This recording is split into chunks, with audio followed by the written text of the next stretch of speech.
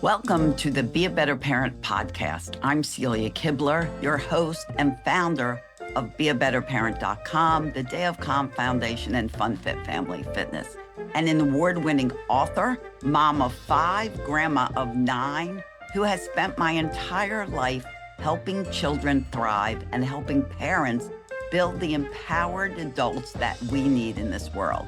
You don't need to feel shame as a parent. You need to feel empowered and prepared. And that's exactly what this podcast is here to do. Every week, we'll dive into some simple, practical, powerful strategies to help you raise respectful, cooperative, fun-loving children, and do all of that without yelling. We'll also hear from some leading experts in a variety of fields that will support you and give your family the tools they need for everyday life, approaching all the stages and phases of your child's world.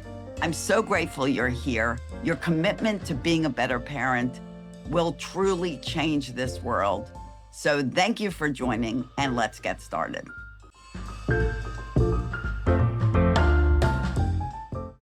Hi, everyone. Welcome to another episode of the Be a Better Parent podcast.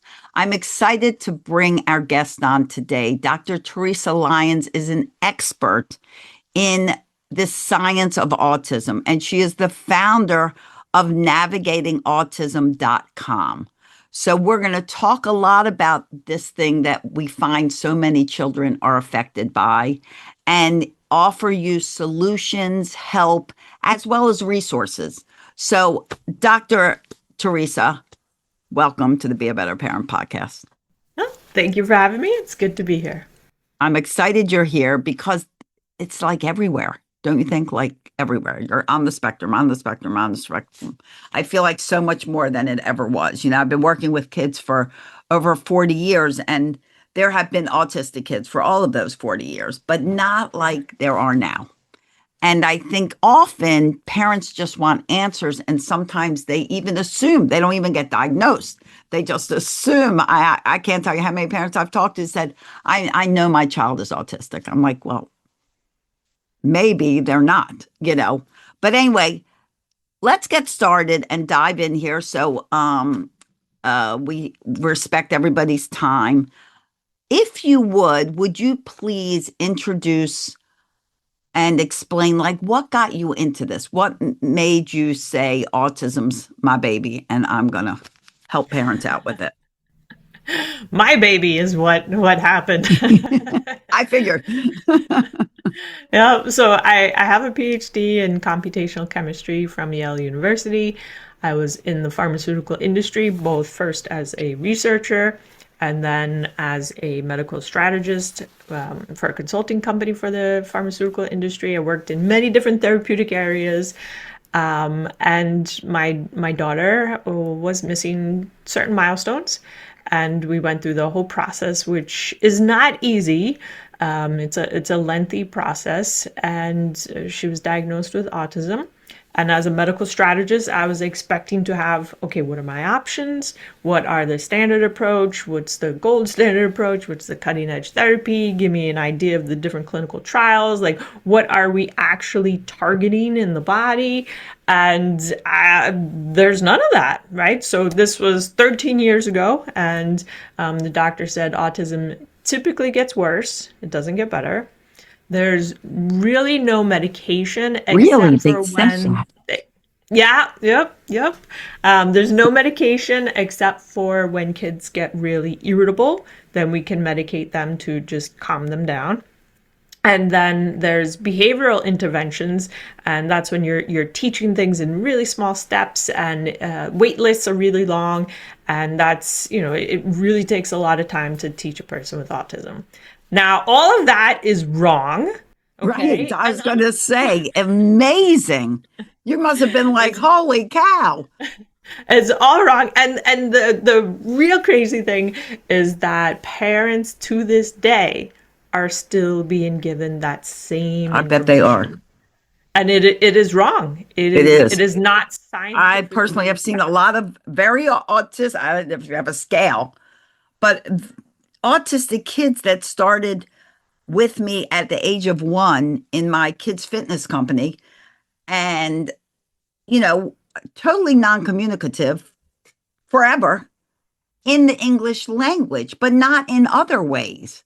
Mhm. That's just because they can't speak words doesn't mean they can't speak and communicate. Well, yes, And and it doesn't mean they're not learning either. exactly. And it doesn't mean they're not understanding. And Yep. that's even with, you know, kids that aren't neurodivergent. Often they'll be like, well, my child's not talking, so I don't think they understand me. I'm like, oh, they Mm. understand you.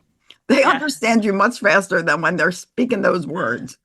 Yep, most certainly. And that's the really important aspect for parents to understand is their kids are learning. Even kids who look like they're not paying attention, especially with autism, they're moving around maybe, they're stimming. It looks like, oh, they're so obsessed with their toys and they're not paying attention. They're paying attention. They are. They're learning. And the great thing when working with parents, and I've worked with so many, is that when you resolve a lot of these health issues, then parents are just blown away with, oh my goodness, my son has been learning all along. Like, where did they learn that? Oh, I didn't think they remembered that family party that we went to because of, XYZ. But autism does not mean a child is not learning. Exactly. And it doesn't mean your child won't have success.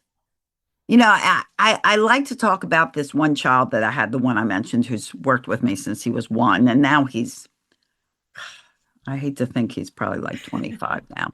I haven't seen him in a few years, but he may even be older. But my kids' fitness classes, other than being a parenting coach and all the other things I did, I started a kids' fitness company back in 1987. And in those classes, because his family was so athletically talented, he Mm-hmm. was too.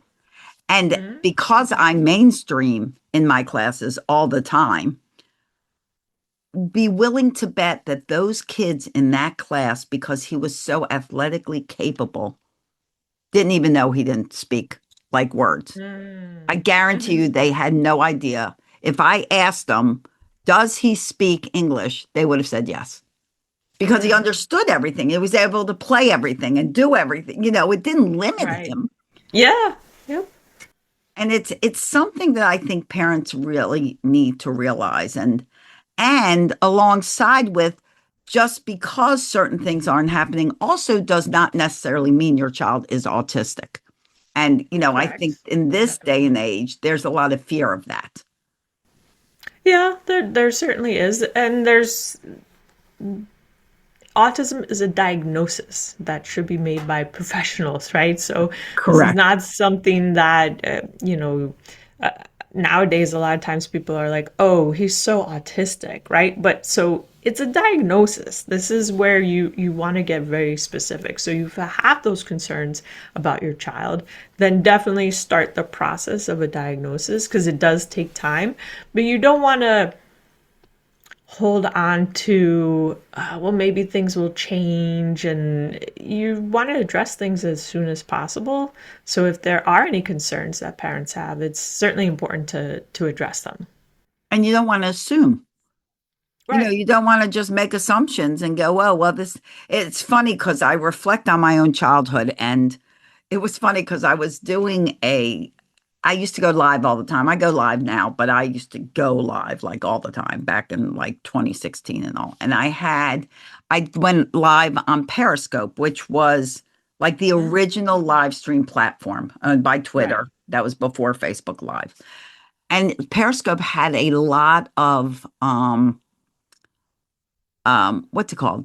People that would badmouth you. What were those? I can't. Trolls. Trolls. Thank you. I knew they had a name on there. And this one girl, not that she was necessarily a troll, but she puts a comment in. She goes, I have AUDAR. So autism radar. She goes, and you are definitely autistic. To which I, of course, announced to my children who are in their 30s, they were in their 30s at the time, that I was autistic. And so you can't blame me for anything I do because I'm autistic. This girl just diagnosed me. And, but when I reflect on my progress back in the late 50s when I was born, and people did not get things diagnosed, I'd be willing to bet I would have been diagnosed for autism because I didn't speak till I was 3. I didn't walk till I was 18 months old. I was always very quiet. I was like a very good baby. But when I went to a speech therapist, part of it was like, she doesn't speak because no one's requiring her to speak. And as soon as they did, I started speaking. But there are a lot of things that people assume as autism that aren't, that are things that just happen along the way. Yeah, so we could talk about criteria. What is the criteria for an autism diagnosis? And the difficult part, and this is why sometimes I think people just say and diagnose people, an autism diagnosis is based on observation. So there's no blood test, there's no urine test, you can't do an MRI, there's no lab test that will just give you a number and say, okay, this is autism. So there is that element of observation, but it's important to understand the criteria. It's also important to understand that you want to get in front of doctors who are very good at observing and seeing kids with autism all day long. So that's a developmental pediatrician. It could be a pediatric neurologist, and wait times to get an appointment. There are some doctors where the wait list is, up to a year. So it's really important to get seen by someone who's qualified. A typical regular pediatrician is not able to make an autism diagnosis. They can see the red flags and they refer you to a specialist, but a regular pediatrician is not trained to make that autism diagnosis. So the criteria, right? What is the criteria? Is you have a deficit in social communication and social interactions, right? So the autism is a spectrum. You have level 3, which is more profound autism. Those are people who might not speak, might need 24/7 care, might have self-injurious behavior, might not have the motor control to, cook breakfast or pack their own lunch, things like that. And then level 1, which is what used to be Asperger's. Right. And no longer. That might be right. There's no longer an Asperger's diagnosis. It's only autism. And that person might look like, okay, they might have speech, right? But they might not have that back and forth conversation, right? And this is the difficulty because you have one diagnosis, but it can look so different. So the level 1 person might have speech, but there might not be back and forth. There might be only talking about the interest that they have. So maybe they're interested in trains and you want to talk to them about architecture, and they just have no interest and they just keep going back to trains, right? So whereas on the level 3, that person might not have any speech whatsoever. So the criteria for, deficits in speech and that social communication, social interaction can really look very different. Things like poor eye contact, even body language. So again, that's getting more into the level 1, when someone has speech and has more control of their body than, let's say, someone who has a level 3 and wouldn't be able to have the speech to begin with to then make the gestures that go along with it. Right. So that's what it looks like when you have social communication, that aspect. And then you also have to have, in addition to that, restrictive, repetitive, either behavior or interests or activities. And so that can be stimming. So we're all familiar with, maybe rocking or, hand flapping, different things like that. So that's the repetitive moments, even like lining up toys, spinning the wheels on the toys, for hours and hours. But it can also be insistence on sameness and routines, right? So that's where the restriction comes from. It can also be the restriction of the interest, right? So we talked about the one person who maybe only talks about trains. That is that restrictive, repetitive behavior, but it's actually in, interest and activities. In a focus, right. Yeah. So a doctor has to be able to see how these issues might be really impacting the daily life, because that's Right. the other criteria. So there has to be that impairment in social interaction and different areas like that. So just because someone stims, like I stim, and I twirl my hair, I do different things with my fingers and stuff, but it's not impacting me negatively overall in life and what I can do. So Right. And that there was is that one thing I fine. was going to say is just because you're thinking, oh, my child lines up cars, doesn't mean the fact that he lines up cars also means he's autistic. Like if they have I've worked with kids teaching for 40 years, and you're absolutely right about the ability to recognize, you know, different social cues or physical cues or the way they're acting to know that I'll recommend to a parent, you may want to get this child evaluated. This is why, da, da, da, da, da. Because we do see so many kids. I've, worked with autistic kids for 40 years, so I know certain things that they do, certain behaviors when, we're playing games. Gameplay is a great way to see even their skill abilities, their physical abilities, their balance, their, social interactions.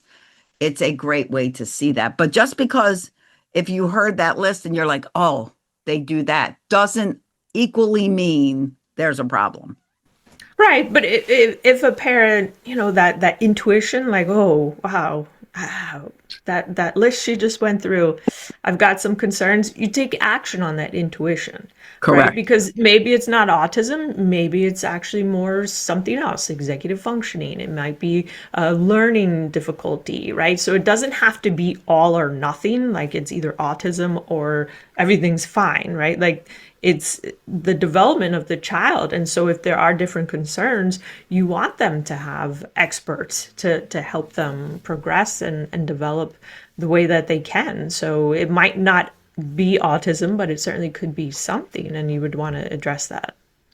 And I also feel, as a parenting expert, that the way a child is parented has a lot to do with the way they behave and the way they cooperate and the way they listen. And it has a lot to do with our language and the way we work with children and talk to children, because so many parents are flying by the seat of their pants and they don't know what they're doing, and they're not helping the aspect of cooperation by what they're doing. And they're not willing to think maybe it's something I'm doing that's making this child not cooperate with me. Not necessarily a problem with the child, a problem with delivery, that kind of thing. So that should be addressed too. Yeah, it takes a very self-aware person or like a teacher or therapist to reflect that mirror onto them. But it definitely it can get very challenging. So I certainly understand the difficulties of some parents in trying to connect with their child, especially when the child has autism. And just to touch upon some research, so there's research that shows the difference in outcomes if parents are just educated on what autism is, right? It's just purely education, just like what I did a few minutes ago, versus when parents are educated on autism, what it is, but then actually given tools to how do I manage a situation? How do I manage a meltdown? Like, what actually can I do? Believe it or not, there was a study done on that, and the arm that looked at, okay, giving the parents actual tools, having them practice, really thinking about things before being in the situation, their children have fewer outcomes, fewer meltdowns, and outcomes were much different. So for the parents who are struggling and maybe their child has some of these developmental issues, you would want to go and learn, because there's not the expectation that parents of kids with autism, they should just know what to do, right? Because it's not natural, right? There's a lot of difficulty. So it's really important that parents seek out, okay, how do I learn how to resolve this situation? What are my options to doing something differently? So it's really important that parents seek education and not feel like they should have to know how to do this already.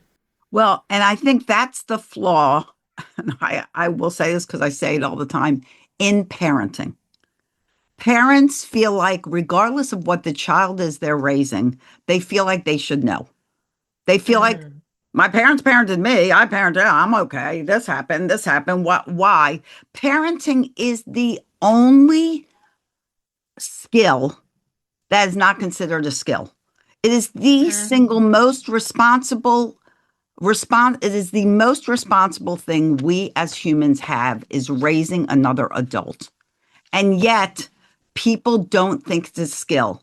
You are a doctor. You got trained to be a doctor. We drive cars. We learn how to drive cars. You become a yeah. plumber. You learn how to become a plumber. We teach you how to go to the bathroom. We didn't just know how to go to the bathroom on a toilet. We learned how to go to the bathroom. We learned how to put our shoes. Yet, parenting is the single thing that people think, oh, you're ridiculous if you have to learn how to do it. What do you Mm, mean you're learning how to parent? Why is that the only skill that's not considered a skill? It is a skill and it can be done and successful. I mean, my whole thing is I teach parents how to create cooperative, respectful homes without the need to yell.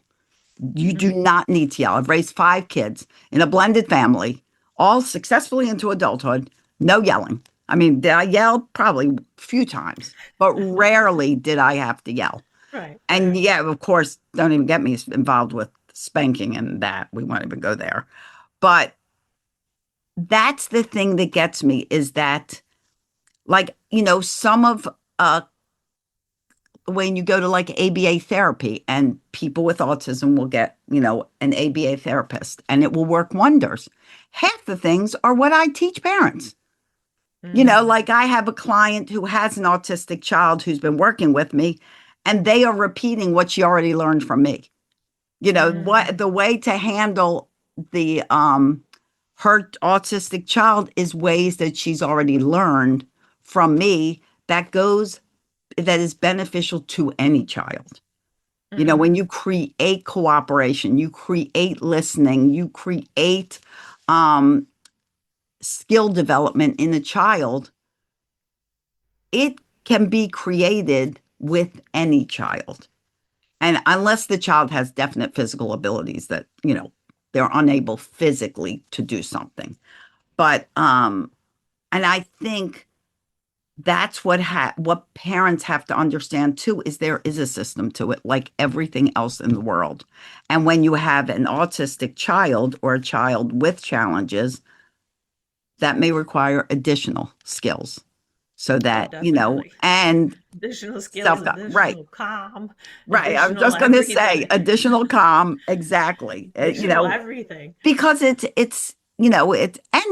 if you have a parent that's never had experience with an autistic child or something like that, they're not, coming from any place of, oh, I've done this before or I've seen this before.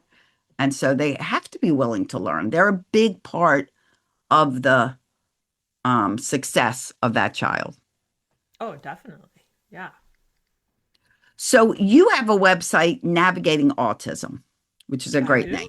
Such a great Oh, name. thank you. Like Oh, we clear, spell it differently, just so clear. parents Oh, know. that's right. You do spell it differently. That's right. You have to move over because you're AWE. blocking your little logo. Right. No, Okay. other way. I know Okay. it's opposite. There, see, autism. That I love Yep. that you have autism because it is autism. It's, one thing parents do your best to find the joy in your children. Yes. Autistic children are, like I said, like they're super fun. I play games with them. I was, an adjunct faculty for a college for their challenge community. They're super fun. Games are fun for any age child, even adults, if adults remember that they should like connect Yeah, I like connect games. with their inner child. But I tell like us about games. your website because it's a phenomenal source for anyone, that is questioning, wondering, or, where do I go from here? Certainly. So I've had a YouTube channel for over 11 years now where I teach parents the cutting edge science of autism research. So it turns out that that statement of autism typically gets worse, it doesn't get better, is wrong. So over the years, there's different publications showing that a certain percentage of kids with autism lose their autism diagnosis, meaning there's nothing observable anymore in that child that would then necessitate a diagnosis, right? So parents are getting very specific on health, on making sure their child sleeps. What is preventing a child from sleeping, right? And we all know we're much calmer and we're much able to learn when we get good sleep. So Right. autism, 80% of kids with autism have sleep difficulties at some point, right? And some don't get resolved at all. So it's really important for parents to know the science. And that's what I learned when my daughter was diagnosed and I got that terrible information. And then Amazing I that went they do into, that. Sorry. I just they am amazed still that, do it, still to this day, let there are us give you parents. no hope. How about thank you for coming to me? And now I'm going to give you no hope at all. Like, Pretty much yes, that's that's the what way they it said goes. to you. And that's why parents are in this, panic state and they're just striving to get quality information. And what do I do? It's because there's no guidance. So that's what I started the YouTube channel Bless as. you. I would take one, thank you. I would take one scientific publication and then I would teach it, but I'd teach the science, but I also would teach the parents, how do I know if this is relevant for my child, right? We talked about the spectrum. Not everything about autism is relevant to every child. So it makes it even more complex for a parent to say, okay, I've got to find out information, but I got to find out information that is really relevant to my child. So it's that extra layer of difficulty that parents don't need, right? We don't need any more difficulty, but Right. You don't need more so challenges. You need solutions. no, no, exactly. So I started the YouTube channel there, educating parents. I worked with parents one-on-one. I've worked with parents in over 22 different countries. So I've been doing this quite a while and I've seen quite a bit. And then we started the Navigating Autism platform. So we have the different categories that parents need to progress through in something called the Navigating Autism Matrix. So things like diet and supplements and healthcare team and the parents' mindset and probiotics and education and celebrating success. All of this is important and you create that synergy, right? You can't just do one thing and think, okay, that's going to resolve everything. That typically is not the case. So we have a platform with the information. We also have board certified health coaches to really make sure the parents can navigate this information and also stay motivated, stay focused on what's important. Like you're saying, the connection. Most parents are like, when can we get to the good stuff where we can go to the beach and just have fun or go to a baseball game or go to Disney, right? Like all of the stuff that we wanted to do as parents, which is why many of us became parents, we don't get to do. And that's the difference when you have quality information, when you have support that helps you keep taking action. Different things can occur for your child. And you're giving them a roadmap. Like I always talk about the parenting puzzle because people always say to me, so give me one tip to solve this problem. This is happening. What should I do? And I'm always like, you know what? I could give you a tip. And that tip may help it at this moment, but is not going to change it from happening again and again and again. Because it's like a puzzle, like what you just described that your website lays out and you guys lay out for people is like a puzzle. So we have this piece in place, this piece in place, this piece in place, this piece in place. And those 5 pieces work together to create this scenario because it's not just one thing. It's not just nutrition. It's not just parenting. Yeah. It's not just it all comes together. If you Yeah. want success, you've got to put it all together. Yeah, yeah, you have to put it together and it takes effort, it takes time, and it takes consistency. So it's not just Yes, this, consistency. That's yeah, huge, huge word. consistency. And Yeah. and time, I'm glad you mentioned time because I'm sure there are parents out there going, I don't have time for this. I don't have Yeah. time for this. But the Yeah. I truth didn't. is, I was one of those parents like, I'm why? sure Where's the easy now button? I got it Where's the right. easy button? But the truth is, once you learn it and you start implementing it, you actually get more time because the time Yeah, you spend being frustrated, crying, being confused, being what should I do, all of that, that's a lot of time. that And is. it's time accompanied by stress. And Mm-hmm. so, like, what is the worst thing for any human? Stress, hands down. Where I know you're a doctor, I'm not, but I play one on TV. So, stress, a number one, it'll kill you. It will kill you. It can. So It if you definitely can can. create a life where things are coming together, you're working with your child, you're communicating better, you're cooperating better, they're helping you, they come in to help you. They do things together, schedules are going well. Like you mentioned, sleeping is better. Yep. That's saving time. That's not Yeah. making more difficulty and more filling up more space. Right. Yeah. And it's going more at the root so that you have much more stronger foundation for that child. Correct. And that's why they improve. Like, you know, I just, it just blows my mind that that doctor said that to you. They will never get better, you know, because Yeah, people do get better. And it's not that they may completely be free of it, although you said that does happen. that does happen, right?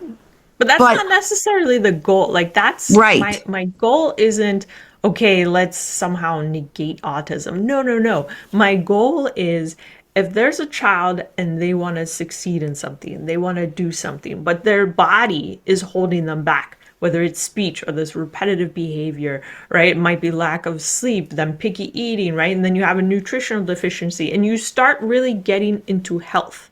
So there's no reason for someone with autism to receive substandard medical care and to have just all these lingering health issues all through life, which prevents them from doing what they want to do.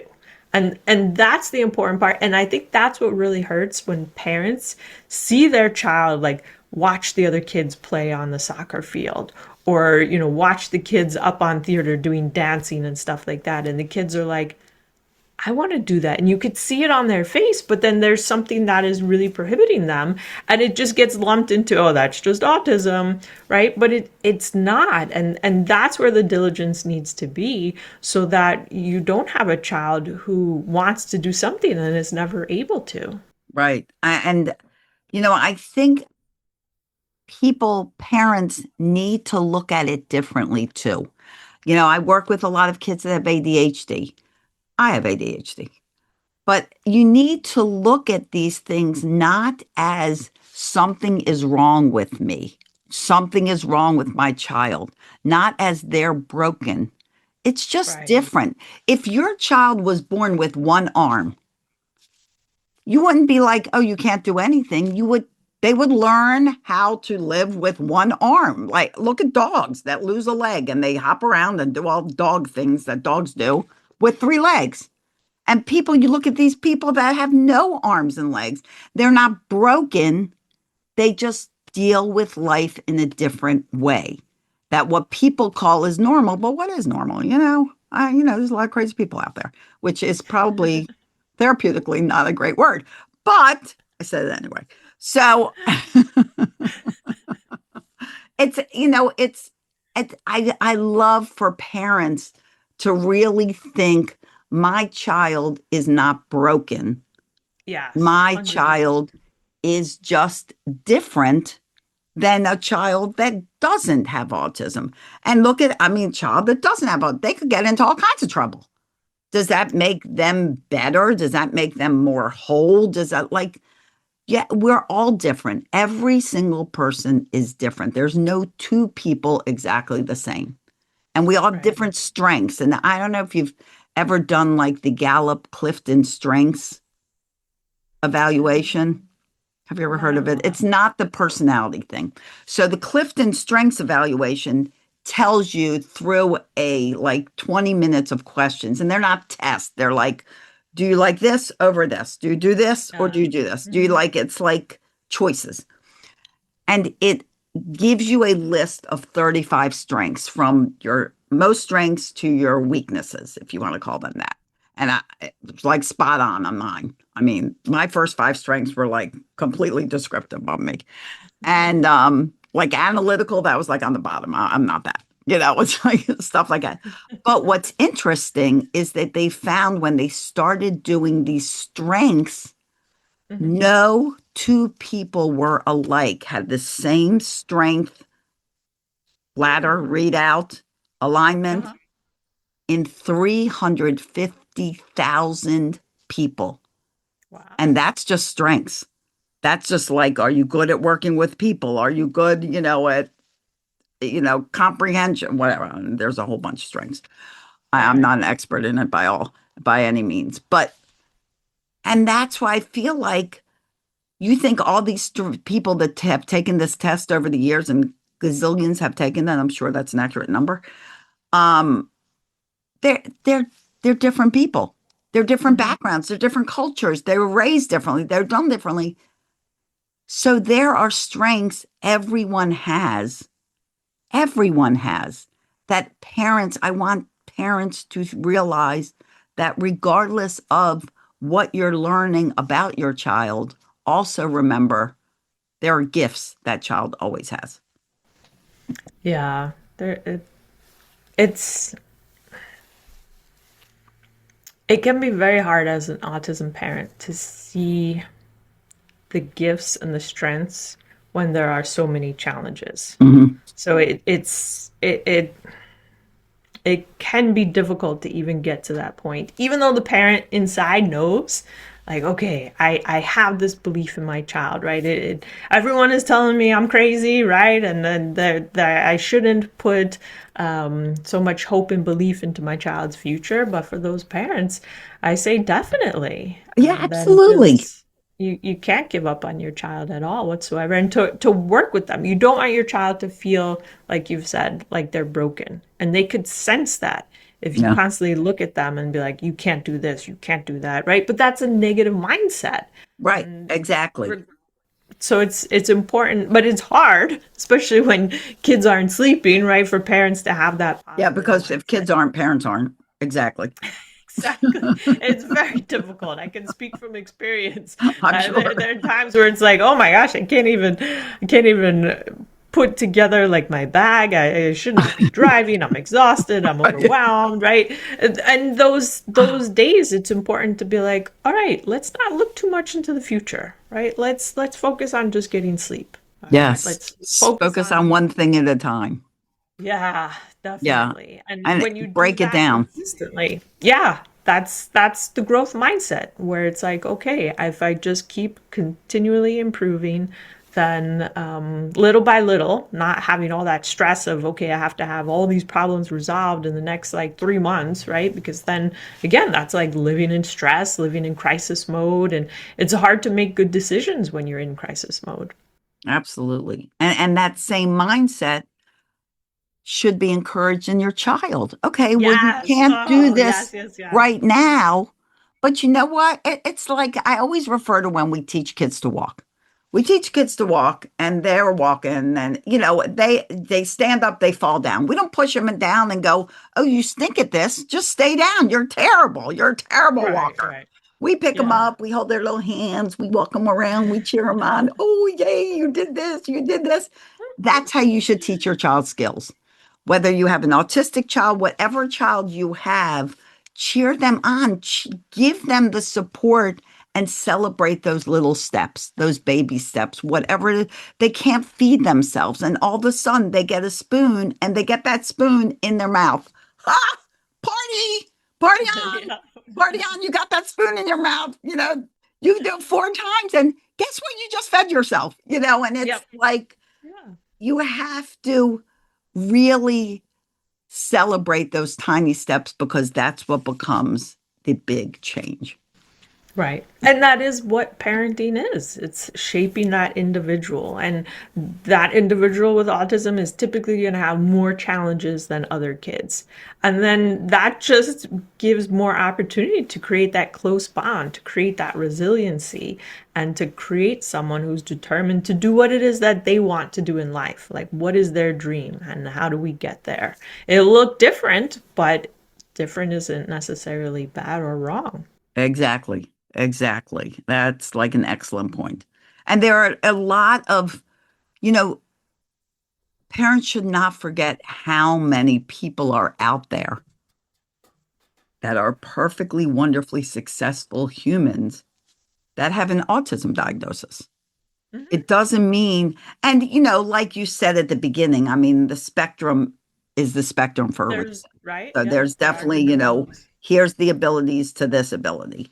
Um, but it doesn't mean they can't be successful. It is not a, well, there went Or that. happy, Right. you Or know, happy. I love successful or that even better. happy. Glad you There's pointed that out.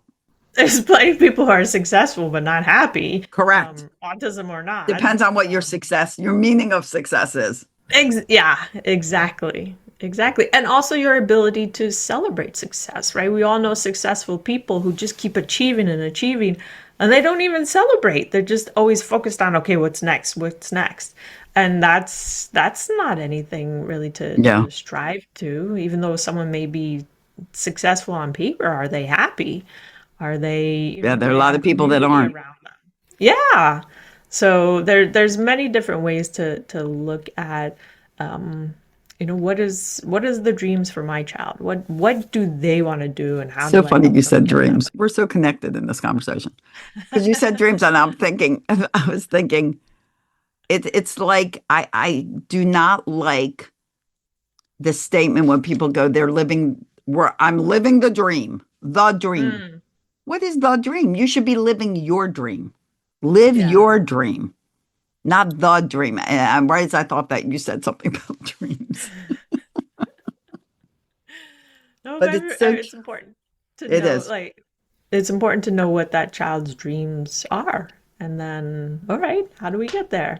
But again, health is really important because Yeah, health prohibits a lot of kids to do what they want to do, whether it's drawing or, writing, academics, sitting longer in their seat in school, right? So there's a lot of things that can prevent those dreams.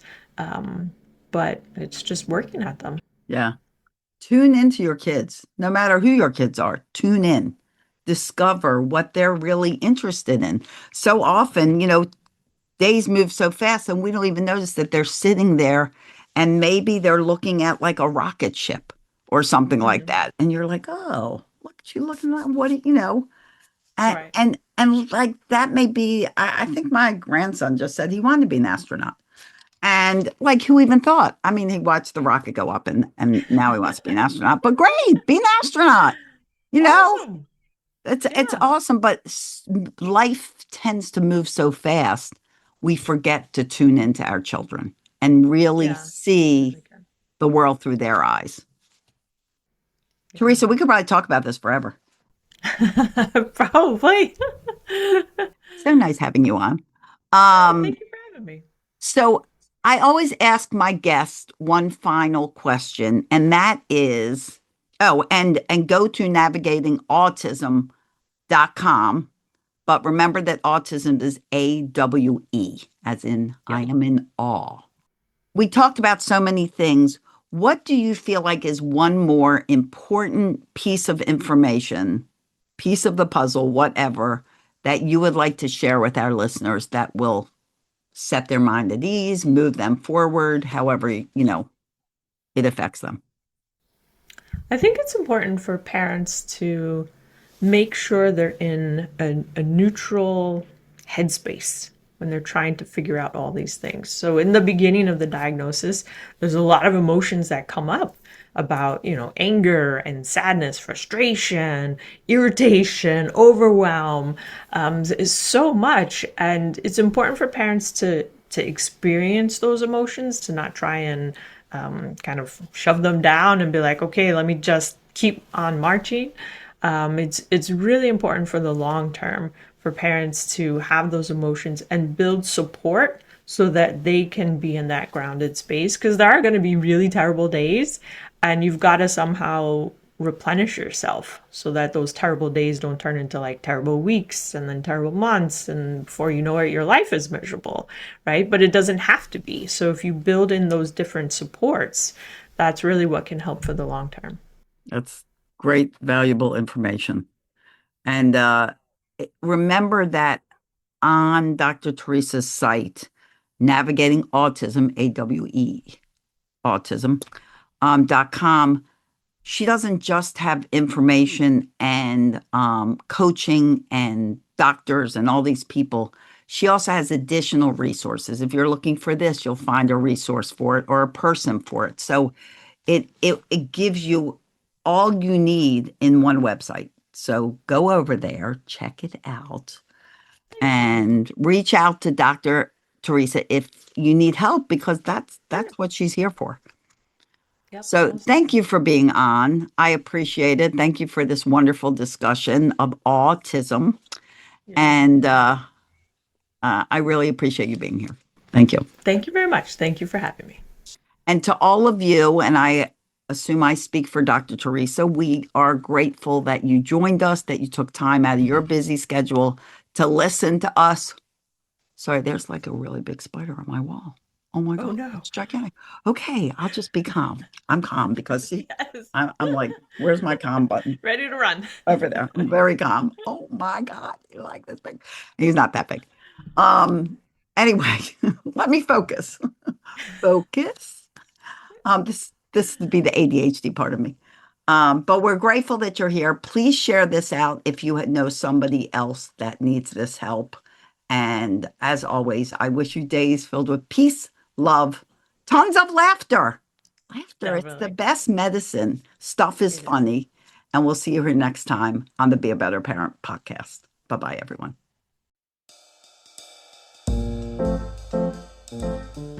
Thank you for joining me on today's episode of the Be a Better Parent podcast. I'm truly grateful for your time, your heart, and your commitment to becoming a better parent. Remember, you don't have to feel shame as a parent. You deserve to feel empowered and prepared for whatever challenges come your way, and that's what I'm here to help you with. If today's episode really helped and supported you, please feel free to share it with another friend or family member, another parent who also needs the help and encouragement today. And be sure to visit beabetterparent.com to explore all of the parenting services, our new app, our new community, and the resources that give you the ability to stay calm, stay connected, and stay happy and create that family harmony you're really looking for through all the stages and phases of parenting. You're doing an incredible job. Keep going. Keep being the best parent you can be, and I'll see you in the next episode. Bye-bye.